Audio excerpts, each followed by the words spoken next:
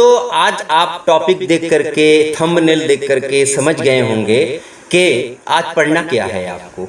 आज आपको पढ़ना है unit conversion and derived unit के बारे में। तो आइए हम वीडियो को शुरू कर देते हैं।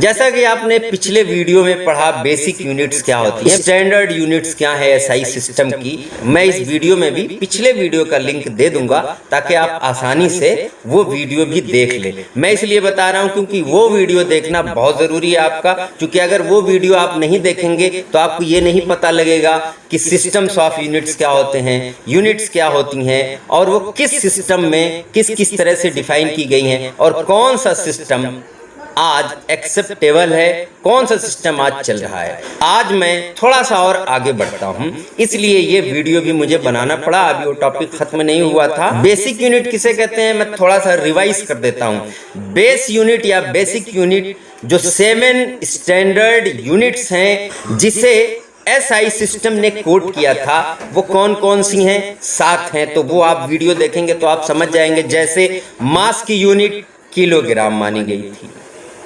लेंथ की यूनिट मीटर मानी गई थी, टेम्परेचर की यूनिट केल्विन मानी गई थी। तो इस तरह से करके 4 और हैं, तो 4 और 3 मिलाकर 7 स्टैंडर्ड यूनिट्स होती हैं। वही बेसिक या फंडामेंटल यूनिट्स होती हैं। आज हम पढ़ेंगे डिराइव्ड यूनिट्स। तो डिराइव्ड यूनिट्स किसे कहते हैं, सबसे पहले तो आप ये जान लीजिए कि डिराइव्ड यूनिट किसे कहते हैं। वो यूनिट्स जो बेसिक यूनिट्स की सहायता से, उनकी हेल्प से प्राप्त की जाती हैं, हासिल की जाती हैं, उन्हें ही हम कहते हैं डिराइव्ड यूनिट। डिराइव्ड यूनिट और बेसिक यूनिट को डिफाइन किया जाए अगर प्रॉपर वे में तो कुछ यूं डिफाइन किया जाएगा। देखिए, basic units are defined by a particular process of measuring a base quantity, whereas derived units are defined as algebraic combinations of base units। तो सुना बच्चों आपने कि ये जो derived units होती हैं वो उन बेस यूनिट से निकाली जाती हैं जो बेस यूनिट किसी फिजिकल क्वांटिटी की स्टैंडर्डाइज्ड यूनिट होती हैं। जैसे कि मास की यूनिट किलोग्राम है, टेम्परेचर की यूनिट केल्विन है। इनके मैथमेटिकल अलजेब्रिक सम से या अलजेब्रिक कॉम्बिनेशन से, या आप यूं भी कह सकते हैं कि अलजेब्रिक इंटरेक्शन से अगर दूसरी यूनिट्स बनती हैं तो उन्हीं को हम क्या कहते हैं, डिराइव्ड यूनिट्स कहते हैं। तो देखिए, मैं इन्हें कुछ एग्जाम्पल्स देकर आपको समझाने की कोशिश करता हूं और भी अच्छे से आपको समझ में आ जाएगा। आ जाइए जरा व्हाइट बोर्ड पर। तो देखिए, सबसे पहले डिराइव्ड यूनिट्स। डिराइव्ड यूनिट्स में कुछ एग्जाम्पल्स देकर मैं समझाने की कोशिश करता हूं, आपको और बेटर वे में समझ में आ जाएगा। सबसे पहला है आपका वेलोसिटी स्पीड। वेलोसिटी और स्पीड, वेलोसिटी और स्पीड एक ही चीज है, थोड़ा सा फर्क होता है। इस पर एक वीडियो में बनाऊंगा, इस स्केलर एंड वेक्टर क्वांटिटीज पर जब मैं वीडियो बनाऊंगा तो उसमें इन दोनों में डिफरेंस बताऊंगा कि स्पीड स्केलर क्वांटिटी है तो क्यों है, वेलोसिटी एक वेक्टर क्वांटिटी है तो क्यों है। एनीवे, वो दूसरे वीडियो में। तो वेलोसिटी की यूनिट जो बताई गई वो है मीटर पर सेकेंड। मीटर पर सेकेंड। अब इस पर का मतलब क्या होता है आपको पता है, मीटर अपॉन सेकंड भी लिखा जा सकता है। तो इसको हम पर भी बोलते हैं जब इसके फॉर्मेट में लिखते हैं, इस फॉर्मेट में, तो ये अपॉन भी इसको कहते हैं, बाई कहते हैं। हिंदी में अगर हम बात करें तो बटा कहते हैं। तो इन सब का मतलब है भाग देना, डिवाइड करना। तो मीटर पर सेकंड। अब मीटर पर सेकंड इसकी क्यों आई, तो आप देख रहे हैं मीटर का मतलब यह है कि ये लेंथ या डिस्टेंस की यूनिट हुई। इसी तरह से सेकंड किसकी यूनिट हुई, टाइम की यूनिट हुई। तो आप देखते हैं कि मीटर जो है बेस यूनिट है, सेकंड भी बेस यूनिट है। इन दोनों की मदद से, इन दोनों की सहायता से ये जो यूनिट आ रही है उसी को हमने क्या कहा, डिराइव्ड यूनिट कहा। और ये जो यूनिट आपके सामने दिखाई दे रही है वो किसकी है, वेलोसिटी या स्पीड की है। तो आखिर मीटर पर सेकंड क्यों होती है वेलोसिटी या स्पीड की यूनिट, वो मैं आपको बताता हूं। देखिए, वेलोसिटी इज इक्वल टू होता है v, स्मॉल v और s, स्मॉल v और s, s for speed, v for velocity, is equal to होता है आपका डिस्टेंस, और आप लेंथ भी कह सकते हैं, लेंथ और लेंथ, डिस्टेंस और length upon time, upon time. तो डिस्टेंस और लेंथ की यूनिट क्या होती है? मीटर, अपॉन टाइम की यूनिट क्या होती है? सेकेंड। किस सिस्टम में? एसआई सिस्टम में। कौन सी यूनिट? Base unit. तो ये दोनों बेस यूनिट मिलकर के एक डिराइव यूनिट पैदा कर रही हैं। डिराइव का मतलब ही होता है प्राप्त करना या हासिल करना या निकालना, वहां से कुछ पाना। तो डिराइव देखिए हो गया मीटर पर सेकंड। इसी तरह से हम दूसरी फिजिकल क्वांटिटी की बात करते हैं और उसमें देखते हैं कि उसकी डिराइव यूनिट कैसे आती है। देखिए, नंबर 2, एक्सीलरेशन को हम स्मॉल a से डिनोट करते हैं। एक्सीलरेशन की यूनिट जो बताई गई वो बताई गई मीटर पर सेकेंड स्क्वायर, मीटर पर सेकेंड स्क्वायर, और मैं ऐसे भी लिखूंगा मीटर पर सेकेंड स्क्वायर, और मैं ऐसे भी लिखूंगा मीटर पर सेकेंड स्क्वायर।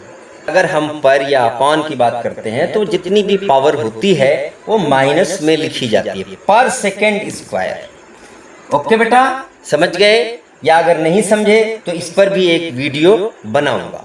तो देखिए, तो ये हो गए मीटर पर सेकेंड स्क्वायर का मतलब ये हुआ कि ये डिराइव यूनिट हुई। और ये क्यों ऐसे आई?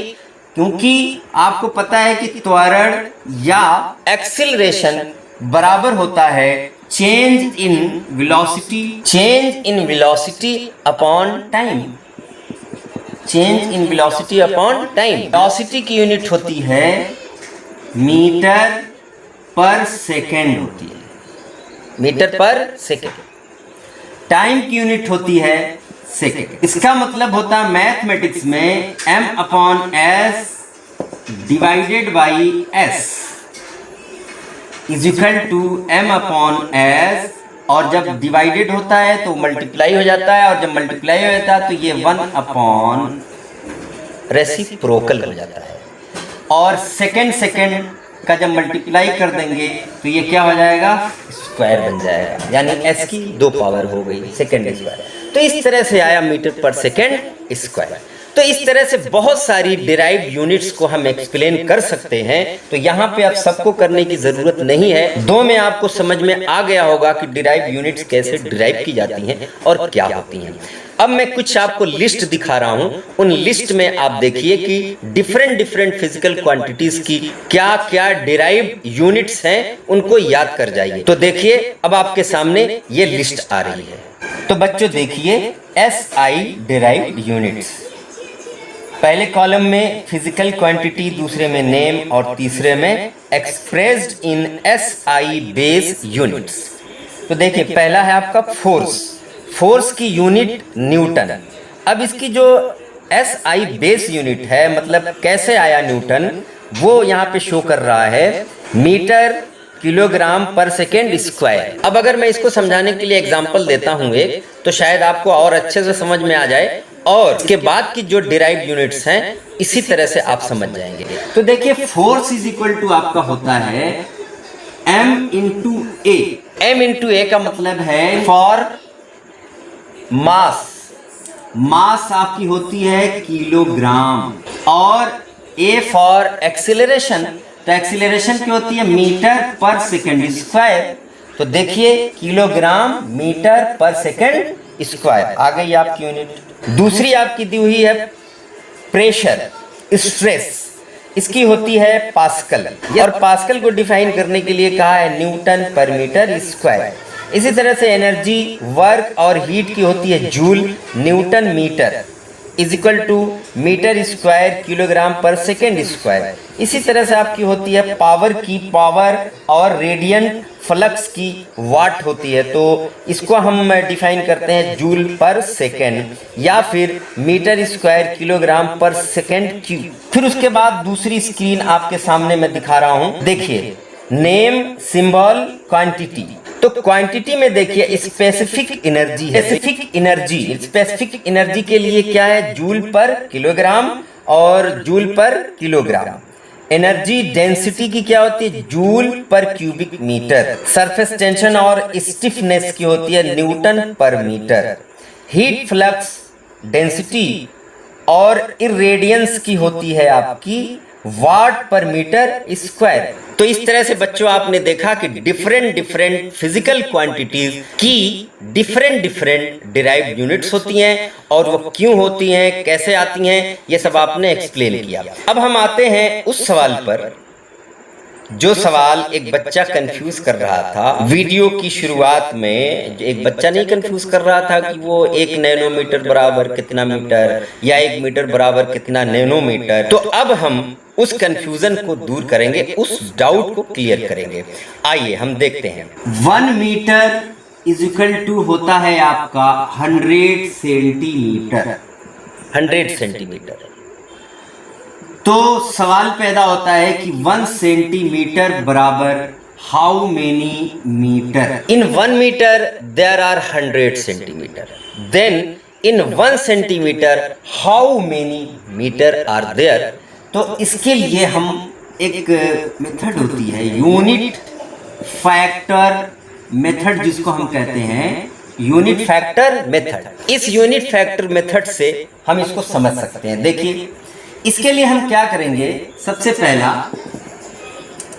पहले हम करेंगे इसको कि 100 सेंटीमीटर इज इक्वल टू लिख देंगे 1 मीटर।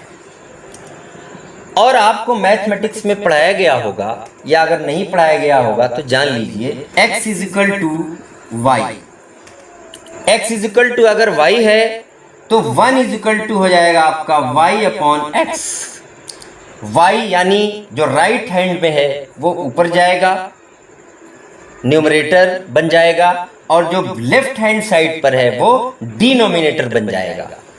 अंश बन जाएगा दाएं वाला और बाएं वाला हर बन जाएगा। हिंदी में अंश और हर कहते हैं।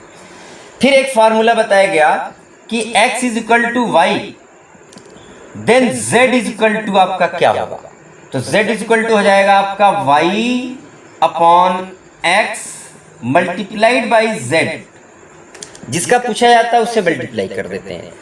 ये आप अपने दिमाग में रखिए। तो मैं आपको बता रहा था कि 100 centimetre is equal to 1 metre, then 1 centimetre is equal to क्या होगा। तो आइए हम देखते हैं। According to this formula and this formula क्या हो जाएगा, 1 centimetre is equal to 1 metre upon 100 centimetre. यही तो होगा।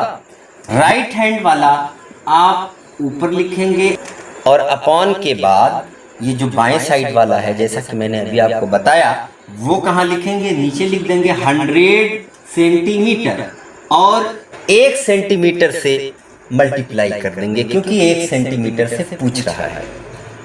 जैसा कि अभी मैं ये फॉर्मूला जो बता रहा था आपको, ये सेंटीमीटर से कैंसिल आउट हो गया और इज इक्वल टू हो जाएगा 1 मीटर अपॉन 100, या आप लिख सकते हैं 1 अपॉन 100 मल्टीप्लाइड बाई मीटर, यानी मीटर अपॉन 100। तो देखिए ये आपका एक्सपोनेंशियल फॉर्म में अगर जाता है तो इज इक्वल टू हो जाएगा 10 to the power -2 metre. 10 to the power, जब भी हम एक्सपोनेंट में लिखेंगे तो अगर 1 अपॉन 100 है तो उसे हम क्या लिखेंगे, 10 टू द पावर माइनस जितना जीरो होगा उतना पावर बना देंगे उसकी। तो ये हो गया 1 centimetre is equal to 10 to the power -2 metre.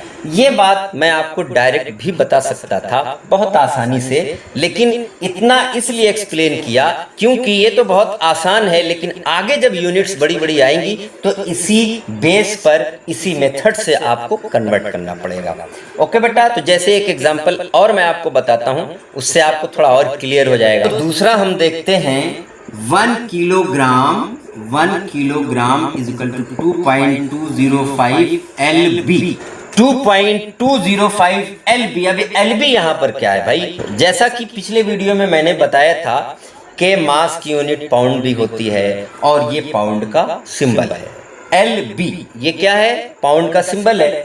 तो आपको पता है कि 1 kilogram is equal to 2.205 LB, then 1 LB is equal to क्या होगा? How many kilogram?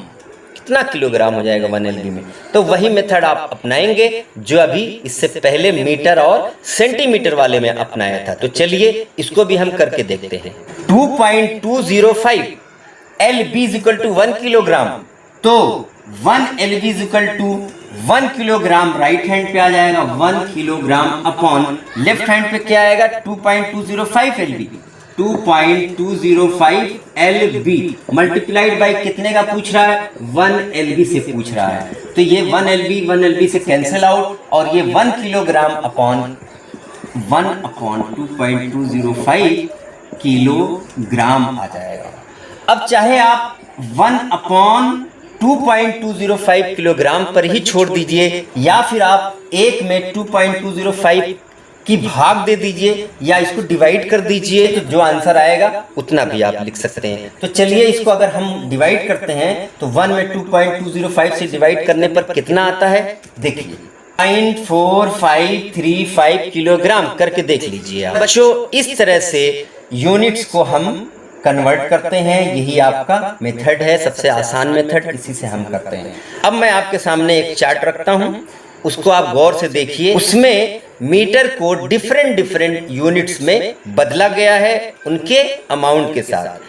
आपको एक खास बात और बता दूं कि जैसे आपने कहा कि 1 मीटर में होते हैं 100 सेंटीमीटर, तो इसमें साफ साफ जाहिर है कि सेंटीमीटर छोटा है और मीटर बड़ा है। क्यों? कैसे इस बात को साबित करेंगे? क्योंकि सपोज दैट कि अगर आपने एक गैलन लिया और एक गैलन में 100 लीटर आपने पानी भर दिया, तो इसका मतलब यह है कि गैलन बड़ा है और लीटर छोटा है, क्योंकि एक गैलन में 100 लीटर पानी आ रहा है। भाई समझने की बात है, ये बहुत आसान सी बात है कि एक सिर्फ गैलन कितना है? सिर्फ एक गैलन है और उसमें 100 लीटर पानी आ रहा है। तो इसका मतलब ये हुआ कि एक गैलन के अंदर 100 लीटर समा सकता है, तो मतलब ये हुआ कि गैलन आपका बड़ा है। उसी तरह से मीटर बड़ा हुआ, क्योंकि एक मीटर में 100 सेंटीमीटर समा सकता है, इसलिए मीटर बड़ा हुआ। जब भी कोई यूनिट बड़ी होती है तो उसके सामने वाली जो यूनिट उससे जो छोटी होती है वो हमेशा पॉजिटिव पावर में, प्लस पावर में होती है। यानी इसको हम लिख सकते हैं 10⁻² सेंटीमीटर, या 1 सेंटीमीटर जैसा कि आपने डिराइव किया था 10⁻², यानी पावर -2 का मतलब क्या हुआ कि 1/100 मीटर हुआ। इसका मतलब ये हुआ कि सेंटीमीटर छोटा है। इस तरह से जब ये चार्ट आप देखेंगे तो इस चार्ट में आपको आइडिया लग जाएगा कि कौन सी यूनिट छोटी है और कौन सी यूनिट बड़ी है। तो आइए हम स्क्रीन पे चलते हैं। तो देखिए सबसे पहला आपका है 1 decimetre is equal to 10⁻⁻1 metre. तो अब ये यूनिट देख के आपको समझ में आ गया कि डेसीमीटर आपका छोटा है और मीटर क्या है? बड़ा है, क्योंकि मीटर के पास वाला जो पावर है वो क्या है? -1 है। तो मतलब ये हुआ कि 1 metre is equal to 10 decimetre हो जाएगा, यानी 1 मीटर में 10 डेसीमीटर समा सकता है। तो समझ गए बच्चों? तो इस बेसिस पे अब आप बाकी यूनिट्स को समझते चले जाइए। 1 centimetre is equal to 10⁻⁻2 metre, जैसा कि अभी एक्सप्लेन करके मैंने आपको बताया। 1 millimetre is equal to 10⁻³ metre. 1 micrometre is equal to 10⁻⁻6 metre. 1 nanometre, जो बच्चा कंफ्यूज कर रहा था, अब देखिए यहाँ पे आ गया, इसको मेंशन कीजिए। 1 nanometre is equal to 10⁻⁹ metre. इसका मतलब ये हुआ कि नैनोमीटर छोटा है और मीटर बड़ा है। और कितना छोटा है बच्चों? 10⁹ टाइम्स छोटा है और मीटर 10⁹ टाइम्स बड़ा है इससे। इसी तरह से अगला है आपका पिकोमीटर। तो 1 पिकोमीटर इज इक्वल टू हो जाएगा 10 to the power -12 metre. 1 femtometre is equal to 10 to the power -15 metre. 1 attometre is equal to 10 to the power -18 metre. 1 zeptometre is equal to 10 to the power -21 metre. 1 yoctometre is equal to 10 to the power -24 metre.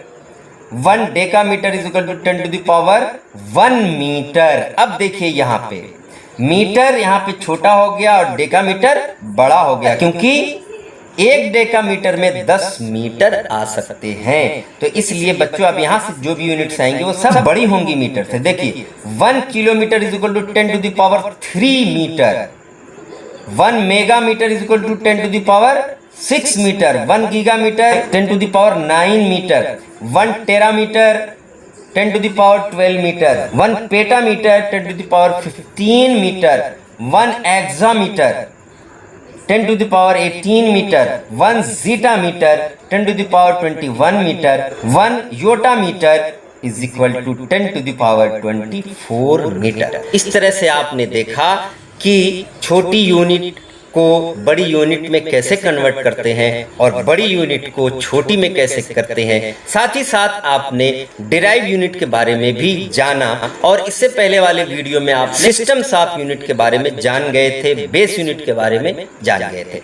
अब इसमें कोई ऐसी खास बात नहीं बची है। अगर बची होगी तो मैं फिर एक वीडियो इसी टॉपिक पर लाऊंगा, और अगर नहीं बची होगी, मुझे अगर महसूस होगा कि शायद ज़रूरत नहीं है, तो फिर किसी और टॉपिक पर मैं दूसरा वीडियो लेकर आऊंगा। लेकिन तब तक के लिए अख्तर सर को दीजिए इजाज़त। बहुत बहुत शुक्रिया। ओके।